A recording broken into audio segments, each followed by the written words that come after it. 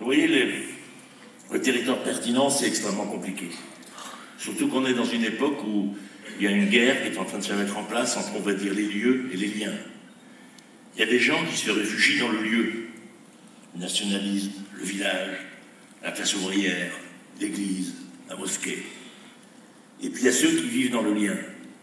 Ils sont d'abord sur Internet, sur le téléphone portable. Ils sont dans des connexions qui en fait sont souvent de proximité. On passe toujours loin. Mais qui sont dans un autre monde parce qu'ils sont dans la vitesse, ils sont dans le changement. Ils sont dans la révolution collaborative qu'on est en train de vivre, qui est une révolution gigantesque. Et au fond, ils réinventent l'urbanité. Une urbanité qui déborde de la ville. Et puis ces deux groupes sont en train de s'affronter.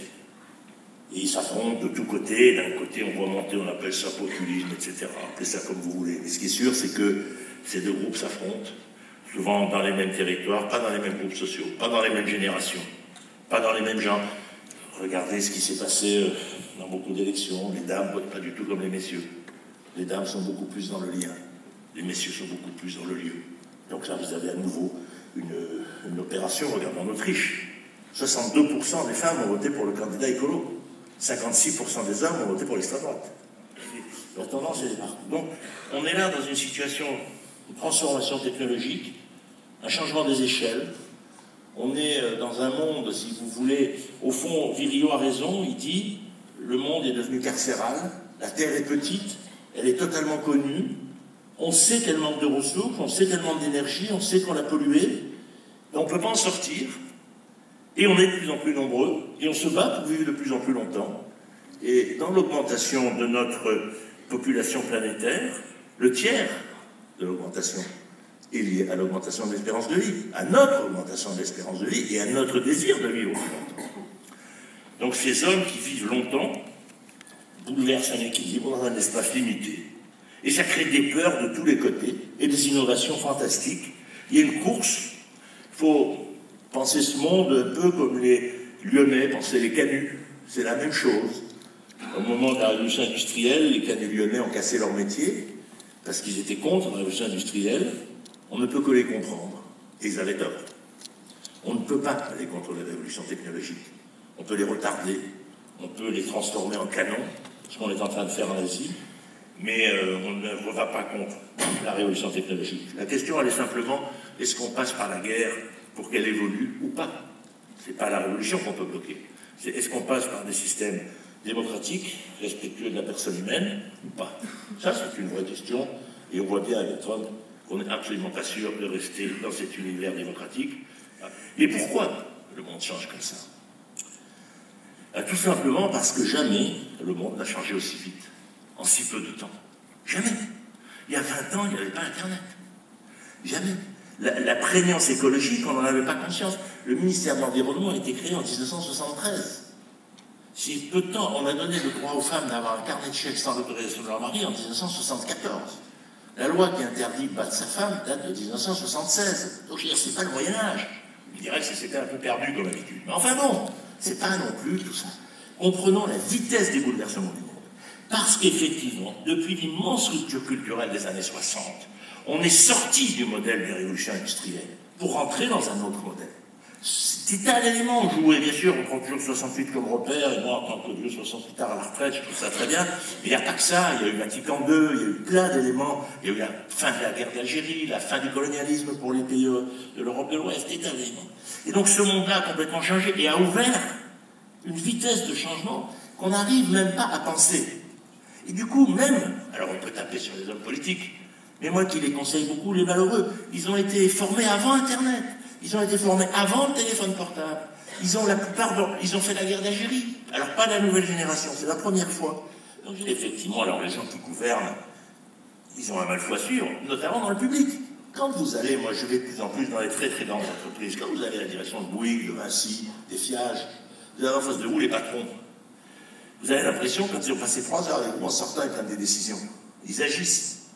Quand vous allez voir la collectivité locale, d'abord, une fois sur deux, l'élu vient vous accueillir. C'est bien, et puis il s'en va. Et puis, écoutez-le, c'est intéressant, il n'écoute pas. Déjà, une différence fondamentale. Le politique pense qu'il est sacré, donc compétent. Mais surtout, même s'il vous écoute, parce qu'il y en a quand même qui l'écoutent, Il me dit, mais c'est compliqué, hein. Je dis, ouais, ça c'est compliqué, c'est sûr. C'est-à-dire, c'est tellement compliqué.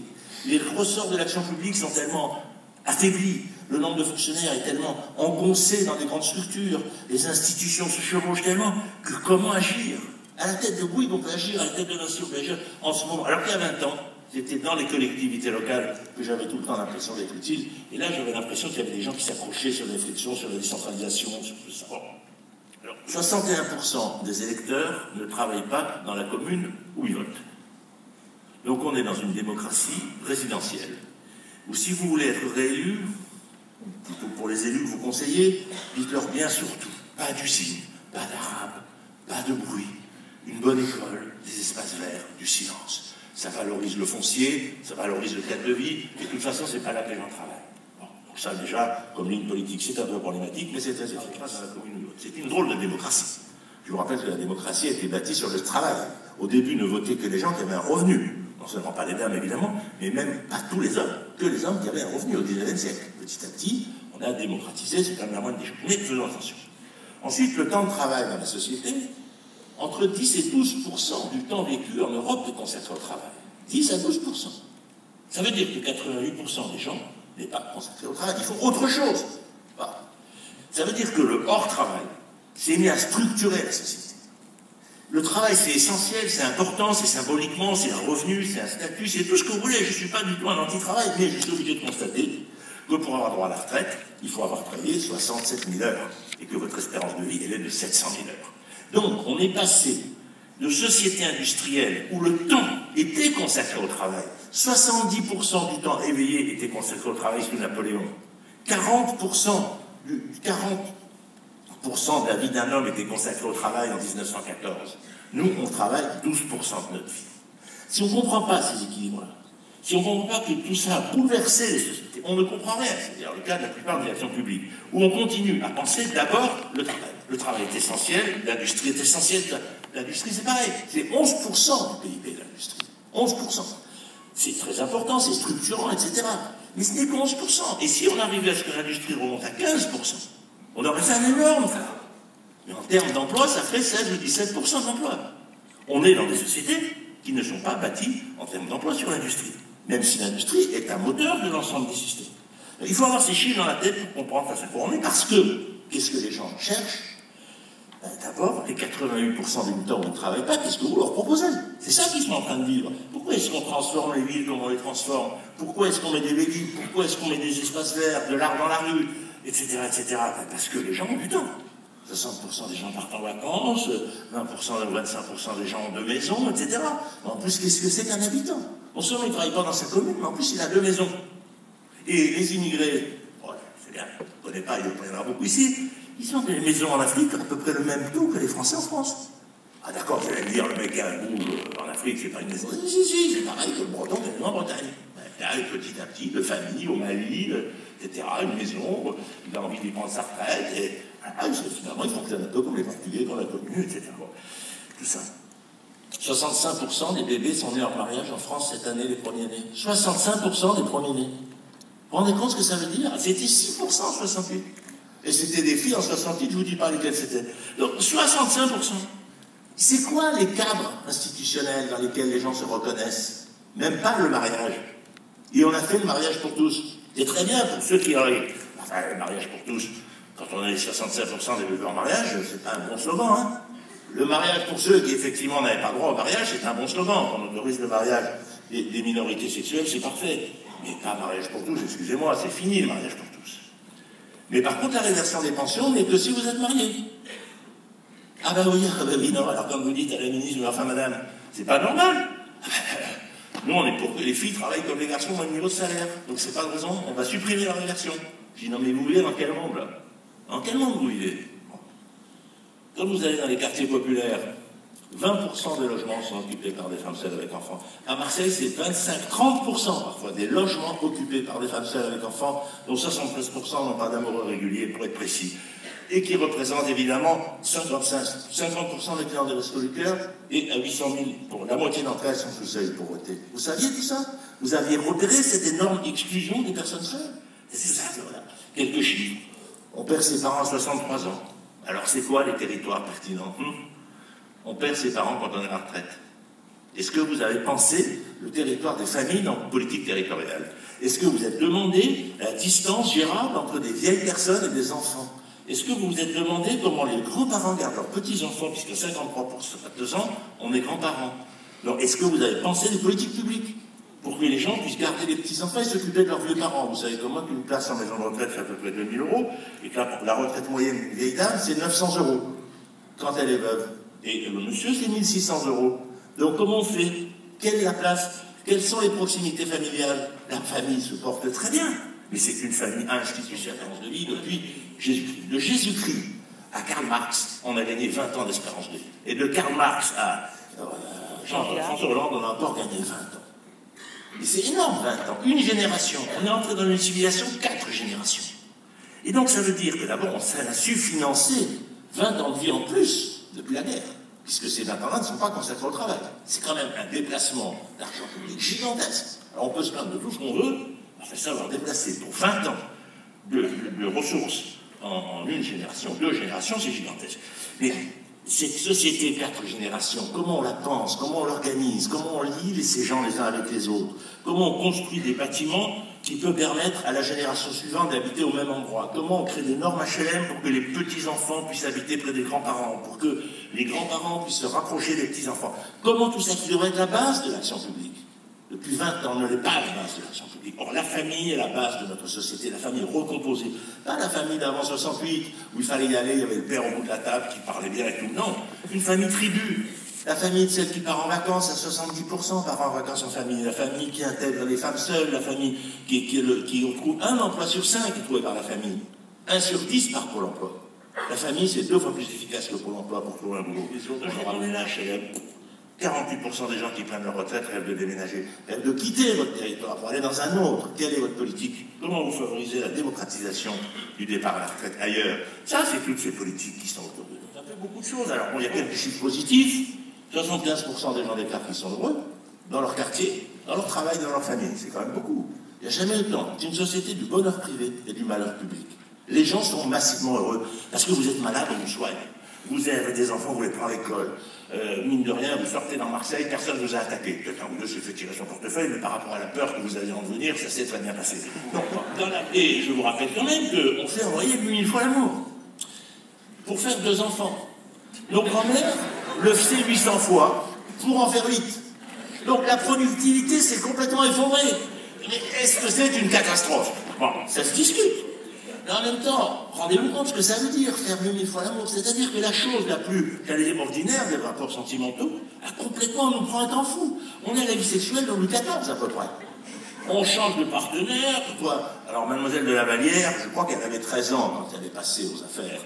Nous, donc, c'est plus trop possible. Mais enfin bon, disons qu'on attend un peu, mais bon, c'est toujours le même principe. Donc, comprenons cette société, ces transformations. C'est une société où la vie privée écrase la vie sociale, où la vie privée est heureuse, où la vie privée se libère, où on sort, où on déplace, où on voyage, où il y a des gens qui ne le font pas. Il y a les femmes seules dans les quartiers. Il y a les 40% de gens qui ne partent pas en vacances. Il y a les 7 millions de Français qui vivent tout seuls. Donc il y a des niches très fortes de non-inclusion dans le système. Mais le système lui-même, le problème c'est qu'il est géré avec un regard du temps de la société industrielle, où les gens voulaient de la stabilité. Aujourd'hui, plus la vie est longue, plus on la vit par séquences courtes. C'est ça la société, structure paradoxale de nos désirs. Quand on a gagné 20 ans d'espérance de vie, c'est pas pour passer 20 ans de plus avec Bobonne et les mêmes chaussons. Ça, c'est pas marrant, ou le même patron, etc. Donc, plus la vie est longue, plus on la vit par séquences courtes, parce qu'en permanence, on peut retenter sa chance. On peut retenter sa chance en amour, on peut retenter sa chance en logement, on peut retenter sa chance en emploi. Le chômage freine un peu ce mouvement, évidemment. Et c'est cette capacité à retenter sa chance qui structure cette société de discontinuité, où le problème, c'est que nous voulons choisir et pas subir la discontinuité, évidemment. On veut pouvoir quitter son patron et pas être licencié. On veut pouvoir quitter sa femme et pas être mis en bas de sa femme, comme disent élégamment les Belges. Mais c'est ça qu'il faut bien comprendre. Or, la structure qu'on continue à produire dans l'espace public, c'est de la stabilité. On propose CDI, logement à vie, propriété, etc. Et puis les gens, de l'autre côté, eux, ils sont beaucoup plus mobiles. Et petit à petit, la société se désorganise autour de ces 2 choses-là. Et notamment les nouvelles générations, par rapport aux anciennes. Et donc, bien sûr, la conséquence de tout ça, c'est que l'économie se déplace complètement. Parce qu'en sortant de la société industrielle et en allant vers la société collaborative, la richesse, elle va vers les très grandes métropoles. 61% du PIB français est produit dans les 13 plus grandes métropoles. 61%. 31% du PIB est produit en Île-de-France. Et ça ne fait qu'augmenter. Depuis le début de la crise de 2008, les 13 grandes métropoles françaises n'ont pas arrêté de créer de l'emploi. N'ont pas arrêté de créer de l'emploi. Et donc, ailleurs, on en a perdu. On vous fait des discours sur les moyennes du chômage. Mais les gens, ils le savent bien que c'est pas vrai.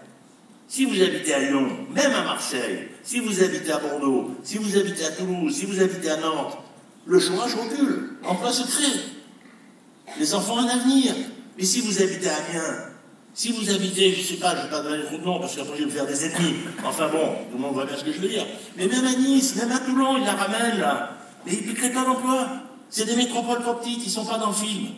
Donc on est là, dans la transformation du système de production. Et la production de nos sociétés, elle se concentre dans les métropoles parce que les métropoles sont des lieux qui attirent le tourisme, qui attirent la recherche, l'université, qui attirent des bons services publics et qui attirent des bourgeoisies entrepreneuriales, du capital, du savoir, du tourisme et des services publics. Ça, quand vous arrivez vers 2 millions, vous avez là un hub qui commence à exister. Bon. Mais ne nous leurrons pas, il y a des petites métropoles sympathiques. Je n'en ai aucun nom, plutôt des ennemis. Mais si elles ne savent pas qu'elles sont liées à une beaucoup plus grande métropole qu'elles, elles n'ont pas d'avenir. Parce que les métropoles, c'est une chaîne mondiale. Il y a 4 métropoles mondiales. Shanghai, New York, Los Angeles et Paris. Ces 4 hubs doivent être renforcés. Et puis ensuite, il y a des métropoles plus petites. Lyon, 2 millions, Marseille, 2 millions, 2 millions et demi avec Toulon, Toulouse qui se débrouille pas mal. Mais c'est petit, Toulouse, c'est petit. Ils sont pas à l'échelle encore. En rajoutant Montpellier, ça fera peut-être quelque chose. Et puis après, on a des petites métropoles qui fonctionnent pas mal, mais qui ont besoin de s'intégrer. C'est un maillage. C'est une circulation. Et donc, on rentre là-dedans ou on n'y rentre pas. Si on ne veut pas y rentrer, on n'y rentre pas. Et donc, le problème, c'est de comprendre cette géographie de la richesse et ses causes. Ses causes, c'est effectivement que la société collaborative favorise une classe créative qui, effectivement, invente de nouveaux modes de vie et de nouveaux modes d'innovation. Quand vous regardez Blablacar, 3 millions de passagers par mois. J'ai discuté avec eux la semaine dernière. Qui pouvait prévoir que quand on a lancé les TGV, qu'on allait avoir Blablacar qui ferait 3 millions de déplacements par mois, alors qu'on a fait des investissements lourds sur des TGV qui valent des milliards. Vous prenez Airbnb, 1 500 000 chambres d'hôtel. Prenez le groupe Accor, 500 000 chambres d'hôtel. Airbnb, 6 000 salariés. Accor, 120 000 salariés.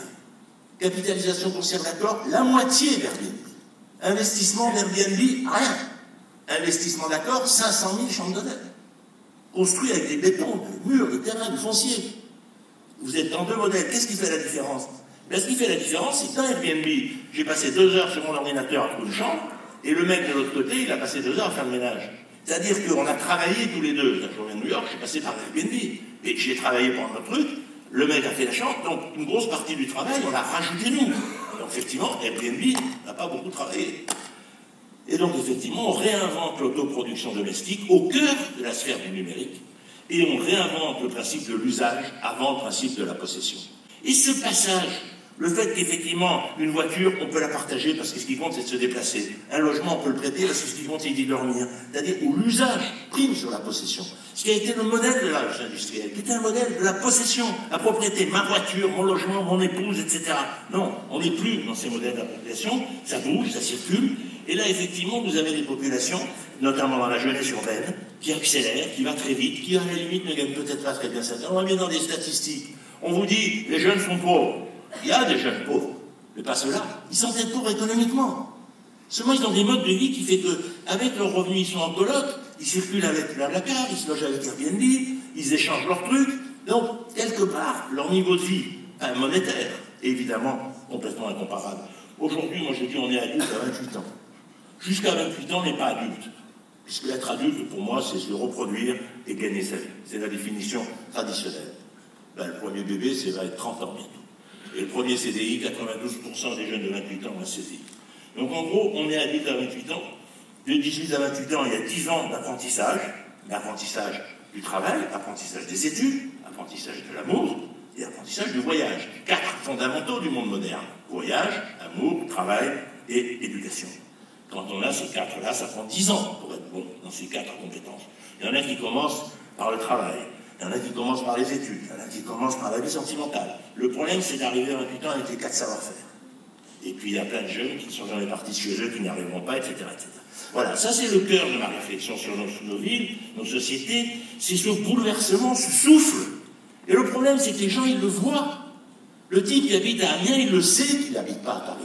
On peut lui raconter ce qu'on veut. Le type qui a voté Trump et qui est à 1 heure, 2 heures de New York, qui sait qu'il n'est pas dans le film et que ses enfants ne sont pas dans le film. On peut lui raconter ce qu'on veut. Ce que je suis en train de vous raconter, tout le monde le sait, sauf les décideurs publics. Parce qu'ils n'ont pas appris ça dans leurs études et qu'ils ont fait des moyennes statistiques. Alors ils vous disent, oui, alors le taux de chômage est de 9,6%, mais il est où ce taux de chômage? Il est à Amiens ou il est à Nantes? Bon, alors avec des moyennes comme ça, on ne risque pas de retrouver les électorats. Et donc, cette société, donc une société de vie longue et de travail court, mais ce travail court est pour une place tout à fait différente. Jean Forestier, qui est un économiste que j'aime bien, qui est mort il y a longtemps, c'était le conseiller économique de De Gaulle, c'est pas trop gaulliste, mais enfin bon, disait on accède à la civilisation des vies complètes. Et cette civilisation des vies complètes, elle entraîne des rééquilibrages absolument multiples, et notamment cette logique où la discontinuité devient dominante parce que je peux en permanence retenter ma chance. Et ça, c'est absolument essentiel. Et à tous les âges de la vie, on peut retenter sa chance. On n'a jamais fait de vivre, on prend sa retraite, etc., les divorces, le Viagra, le théâtre, enfin, on peut en permanence reconstituer des modes de vie et des activités. Si on ne comprend pas ça, on ne comprend rien. Les vieux, on n'arrête pas de les mettre dans des maisons de retraite, de les sédentariser dans un périurbain, à un moment donné, mais malheur, mais vous avez envie d'y aller où? C'est quoi cette représentation du monde? Je veux dire, les vieux, ils ont envie d'être en centre-ville, ils ont envie de draguer, ils ont envie de Viagra, ils ont envie de tout ça, ils ont distribué dans les services sociaux. Je veux dire, c'est ça la vraie société. Bon, je m'excuse d'être un peu direct, mais il faudrait un peu comprendre le monde dans lequel vivent les gens. Et donc cette société-là, c'est une société qui n'est plus une société de classe. C'est une société d'individus, regroupés par niches et par archipels, avec des grandes passions, des cristallisations politiques qui se produisent. Regardez Fillon, il lui a fallu 15 jours pour gagner. Mais aussi bien, il va s'écraser comme un petit lapin l'année prochaine. Donc, on est là dans des processus extrêmement imprévisibles, des peu de paris, parce qu'il n'y a plus de classe sociale. Avant les classes sociales, il y avait des ordres qui organisaient les sociétés, les prêtres, etc. Puis on les a cassés, on a coupé la tête, on a mis des classes sociales qui ont fonctionné, mais qui correspondaient à des grands collectifs de travail. Il n'y a plus de grands collectifs de travail. Il y a de multitudes d'individus en réseau et en chaîne. Les 2/3 des ouvriers habitent à la campagne. 60% de la production industrielle est en dehors de la ville. Donc je veux dire, on a expulsé les paysans de la ville, bien naturellement, on a expulsé le monde ouvrier. On leur a dit, les chéris, achetez-vous une maison Phoenix, une petite voiture diesel, vous faites un crédit à 25 ans, ça va être génial. Les mecs, ils sont tout contents, parce qu'on leur a mis l'usine entre la ville et chez eux, ils étaient ravis. Et puis là, on leur dit, ah non, les chéris, non, vous êtes des cons, maintenant, il faut circuler en vélo, et votre bagnole, c'est pas un bon même. Le même, ça fait 30 ans qu'il rembourse. Et d'un coup, on lui dit, ah non, mais t'as un modèle culturel qui est complètement nul. Et le type, qu'est-ce qu'il fait? Il va voir le père, il dit, vous pouvez pas vous occuper de mon problème parce que... Évidemment que le modèle a changé. Mais à quelle vitesse? Les gens, on ne peut pas les traiter comme ça. Le bobo urbain cycliste, bon, c'est très bien, mais même moi, je fais plus de vélo à Paris, j'en rigole ou quoi? Non, ça serait des marchés partout. Non, comprenons la lenteur du changement des sociétés. Et quand la vitesse du changement est tellement rapide, quand la révolution écologique, la révolution collaborative fait que on sent tous que quand on voit la qualité de l'air apparaître dans les grandes villes, on se dit mais il faut aller plus vite. Oui, d'accord. Mais si les gens qui se sont battus pour construire des vies populaires, à la force du poignet, les paysans, les ouvriers, le modèle qu'on leur a financé, nous, avec nos banques, si je dis nous, en tant qu'économisants, ce qui perçoivent comme les élites, que nous sommes, assumons, et bien effectivement, on leur dit, ah ben non, le jeu est mauvais. Un paysan qui a investi sur 30 ans dans une ferme industrielle, il fait comment pour passer à l'agriculture biologique sur 3 hectares? Qui reprend ses emprunts? L'ouvrier de Doubs qui a acheté une maison à crédit en Bretagne, il ne sait rien faire d'autre que couper du poulet toute la journée. Lui, maintenant, on a trouvé une machine, mais c'est fini. Oui, et ma maison? Qui reprend ma maison? Qui reprend mon crédit? Qui en fait une maison de retraite, peut-être avec 30 villas isolées? Si on ne me donne pas de solution, comment je fais? Ah bon, on dira, bon, vous n'avez pas le faire, mais qui lui a fait le crédit? C'est la banque. Qui lui a poussé à acheter une maison? Donc on a poussé nous-mêmes, on a changé de modèle culturel. On doit accompagner dans ce changement les milieux populaires. On ne peut pas leur dire, vous êtes nuls, vous n'êtes pas dans le film. C'est le film qui a changé. Et donc forcément, il y en a qui n'ont pas les moyens de changer tout seul le film. Si on ne comprend pas ça, on ira dans le fascisme. Vous me direz qu'après tout, on l'a déjà connu. Et donc dans cette société-là, qui est cette société collaborative, moi j'appelle ça une révolution collaborative, on peut trouver d'autres mots, il faut bien comprendre le modèle. D'abord, on a construit une société d'individus dans les années 60, je l'ai dit au début. Vatican II, mai 68, l'indépendance algérienne, etc. Augmentation de l'individu, augmentation du salariat féminin, on est passé de 50% du salariat féminin en 1974 à 82% aujourd'hui. Donc, des vies plus autonomes. Il fallait des objets techniques pour relier ces individus plus autonomes. Alors on a d'abord mis des téléphones au bord des trottoirs. Mais ça ne marchait pas, il ne marchait jamais, je pas emmené le fil, enfin bon. Donc on a inventé le téléphone portable.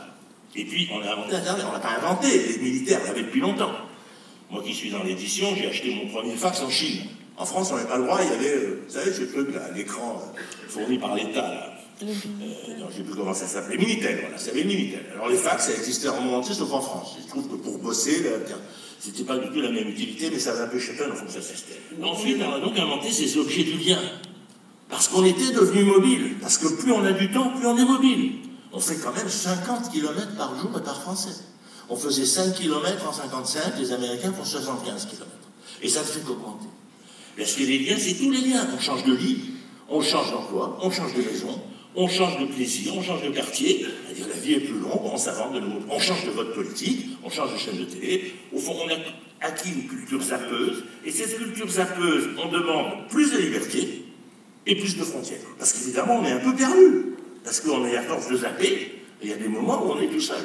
Et quand on est tout seul, on dit que fait l'État? Que fait la République? Et quand dès qu'on est effectivement en couple, on voit l'État, la République, on s'en fout. Donc on est là, c'est le bouleversement permanent. Alors qu'est-ce qui surnage là-dedans? Plein de choses. La richesse augmente. Le nombre d'actifs n'a jamais été aussi fort. Il n'y a jamais eu autant de gens qui travaillent en France que cette année. Puisque tous les ans, il y a du chômage, mais il y a de plus en plus d'actifs. Puisque ça, évidemment, ça se crée en permanence. Puisqu'on a de plus en plus de gens qui travaillent. Et puis, on a cette invention extraordinaire qu'est la métropole. C'est pas un choix, moi je ne défends pas les métropoles par principe, je suis un rural, je suis un babacou de 68, j'habite dans ma ferme depuis 68 et tout. Mais la métropole, c'est ce qui est en train de se créer. C'est-à-dire considérer les grandes métropoles comme la mine du XXIe siècle. C'est une mine, la métropole. Prenez les Hauts-de-France, il y a 241 000 personnes tous les jours qui viennent travailler en Île-de-France. 241 000, plus que ce qu'il y avait de mineurs, à l'époque des mines. Donc pensez les grandes métropoles comme des mines.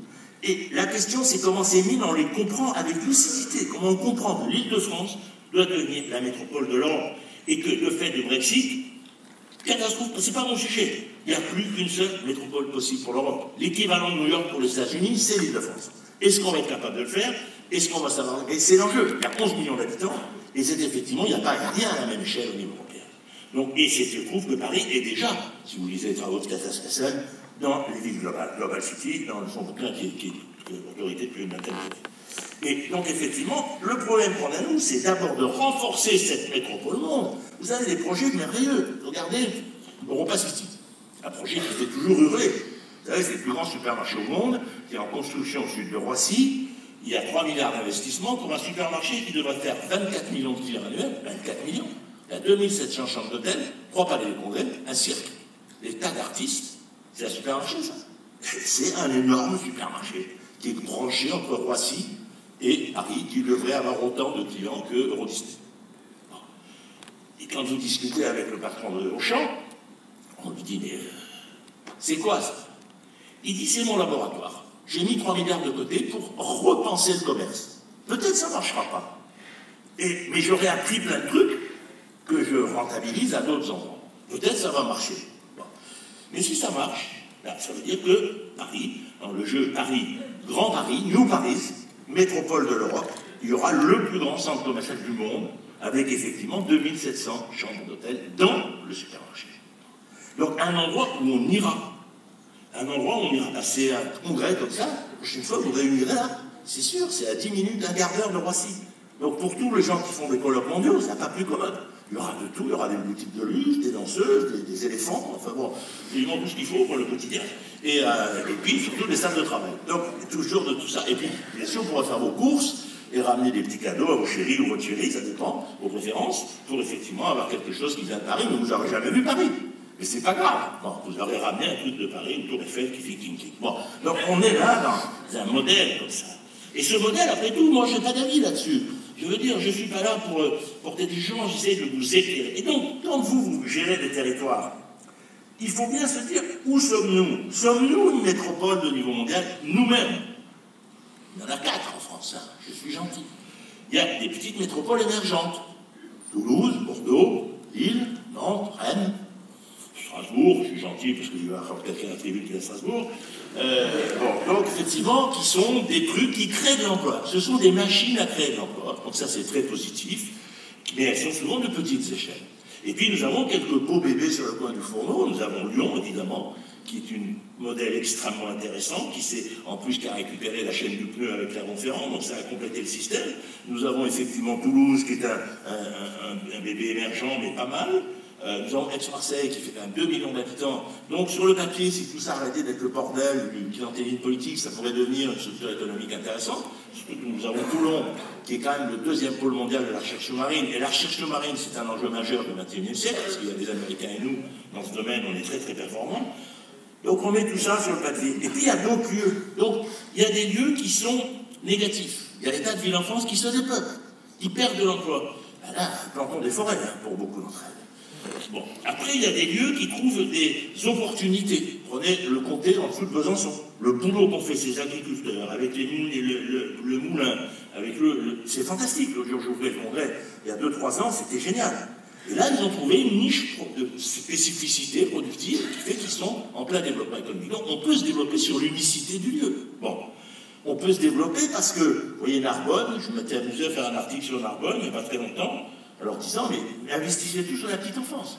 Quand on est à une demi-heure de Montpellier, faisons des crèches. On va attirer les familles résidentes parce qu'on va s'occuper des enfants. On garantit la place en crèche à tous les enfants qui viennent habiter à Narbonne. Ah, il y a des familles de Montpellier qui vont être contentes. Donc on va attirer 10 000, 20 000, 30 000 familles parce qu'effectivement, on va s'occuper des enfants. C'est un modèle de développement comme un autre. On se considère comme une annexe de Montpellier, puis on est quand même au bord de la mer. Donc chaque ville a un enjeu comme ça. Il y a alors, c'est ça qui s'est passé avec le découpage des régions. Je ne veux pas rentrer dans le débat si elles sont toutes intelligentes ou pas. Ce qui a été nul, c'est ce discours pour les expliquer. Ça, on est d'accord là-dessus. Je ne comprends pas, ça me fait pleurer d'ennui. Mais il n'y en a pas eu de discours. Mais n'empêche que la question, c'est comment on donne à chaque territoire la possibilité d'être en dialogue avec sa métropole. Nous avons droit à la métropole, comme nous avons le droit à l'école de Jules Ferry, au XIXe siècle. Tout enfant doit passer par la métropole. Tout territoire doit avoir une métropole de référence. Parce que le monde se structure comme ça. Et qu'effectivement, quand vous habitez dans le Poitou-Charentes, eh bien, il se trouve qu'il vaut mieux jouer Bordeaux que, j'allais dire Pithiviers, ils ne sont même pas dans la même région. Mais Poitiers, Angoulême, qui sont des endroits absolument charmants, mais qui sont des micro-territoires de proximité. Et dans tous ces équilibres, il faut voir aussi que, évidemment, l'économie résidentielle n'est pas la même que l'économie de production. On peut habiter à 1 heure de sa métropole. Donc il y a des territoires qui vont se développer, par exemple, parce qu'ils vont jouer l'école, et donc le logement. Il y a des territoires qui vont se développer par le tourisme. Il y a des territoires qui vont se développer par la retraite. Il y a des territoires qui vont se développer parce qu'ils vont dire, nous, on a une niche de développement. Et il y a des territoires qui vont repenser. Donc, pensons le monde tel qu'il se transforme. Comprenons que les gens se modulent et qu'ils n'ont pas les mêmes types d'informations. Rappelons-nous Fillon et son papier distribué dans les boîtes aux lettres, qui a gagné. Donc il y a ça, les vieux systèmes restent les compléments des nouveaux systèmes. Mais comprenons aussi que dans ces gens qui se déplacent, le problème des collectivités territoriales, c'est qu'elles voudraient que les gens soient stables. Mettez de l'argent pour financer les accès à la culture dans les grandes métropoles. Faites que 20% de tous les budgets culturels, ça soit des billets de bus, des billets pour aller voir les grands matchs. Parce que quand même, aller voir l'OM, c'est mieux que d'aller voir le club de Pertuis. C'est très bien le club de Pertuis, mais le gamin, ce qu'il veut, c'est l'OM. Bon. Et ainsi de suite dans chaque territoire. Construisez cet imaginaire des territoires par le lieu sportif haut de gamme, par les lieux culturels.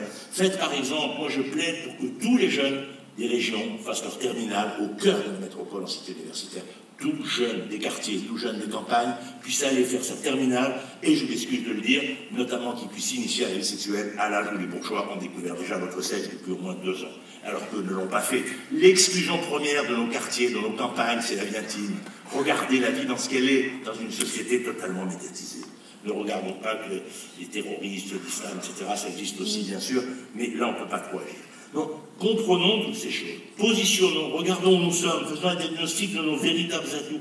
Des gens qui... Vous voyez, par exemple, l'autre jour, je discutais avec le maire de l'aéroport près de Toulouse qui a été racheté par les Chinois. Il me dit, ah, on a été racheté par les Chinois. Je dis, mais t'as une chance géniale. Il y a 1 milliard de mecs qui connaissent la putain de commune. Un jour ou l'autre, ça peut attirer des événements économiques. Alors que franchement, Blagnac, je veux dire, je suis jamais allé pour le plaisir, quoi. Donc, bon, j'aime bien, c'est peut-être sympathique, moi. Donc, vous voyez, c'est se regarder dans les yeux, les liens qu'on a. Les entreprises chinoises qui ont acheté des actions dans une petite entreprise chez vous. J'étais dans Saint-Brieuc. Ils avaient une petite entreprise chinoise qui avait acheté une petite entreprise. Donc, vous êtes allé les voir, vous dites non, pourquoi faire? Ici, il y a Mitsubishi, ils ont investi dans Marseille, capitale européenne de la culture. Pas beaucoup, 600 000 €. Les mecs, ils viennent du Japon, à 12, ils atterrissent. Ici, personne ne prend le pied. Et ils ne sont pas été reçus à l'hôtel de ville. Et je dis, mais attends, j'ai mis des sous, et l'équipe du maire, ça ne les intéressait pas. C'est débile. Si Mitsubishi met 600 000 € dans Marseille à la culture, s'ils viennent derrière, ils ont une autre tonnerre à la tête. Hein. Bon, et qu'il veut faire, il y a du business à faire avec eux. Donc c'est ça les territoires pertinents d'aujourd'hui. C'est à la fois le tout, et en même temps ce désir d'hyper-proximité qui fait sécurité, et puis en même temps c'est mobilité. Il n'y a pas de choix à faire. Mais comment on fait les trois niveaux en même temps? Comment on est hyper local? Comment on sait chanter l'identité locale, le Pays Basque, l'Alsace, tout ça, et puis en même temps l'inscrire dans les nouvelles appartenances. Les nouvelles régions ne sont pas des territoires identitaires, ce sont des territoires d'appartenance et de fonctionnalité, qui ouvrent de nouveaux droits, notamment le droit métropolitain. Et au fond, on est passé d'une promotion sociale à une promotion spatiale. Si on regarde les choses comme ça, si on se dit effectivement que la promotion spatiale, le droit des gens à la mobilité, mais ça peut être dans le plus intime. Vous savez, à Rennes, par exemple, on avait fait, vous savez, ils travaillent beaucoup sur le temps, ils font un boulot fantastique. Effectivement, on avait une soirée sur ces sujets. Le maire, il était là, il dit, bon, il avait compris un truc, il dit, tu sais, les femmes seules, elles voudraient bien un soir par semaine être seules, justement, les mères célibataires. Et il a ouvert les crèches toute la nuit du vendredi. Quand j'ai dit ça à Marseille, la Menucci qui se lève, tu veux qu'elle baisse? C'était pas le problème, c'était pas le problème. Donc, on n'est pas dans la même culture. Et ça veut dire que les mobilités, y compris les mobilités du lit, on doit y être extrêmement attentif. Les mobilités intrafamiliales, les mobilités entre les différents temps, le départ en vacances de tous les jeunes Français à 16 ans. Être français, c'est connaître la France. On dit à des gamins de banlieue, t'es pas français. Il n'est jamais sorti de son quartier. Et on lui a pas mis de mosquée, pour pas qu'il fasse arabe, et on veut pas qu'il parte en vacances. Et qu'est-ce qu'il est? Il a un petit con de banlieue qui nous emmerde. Donc comment est-ce qu'effectivement, on pose ces questions, on construit des appartenances, dans une société en plein développement, en pleine transformation, mais on ne reconstruira pas la société d'hier. Les canuts de Lyon ne gagnent jamais. Merci. Bien.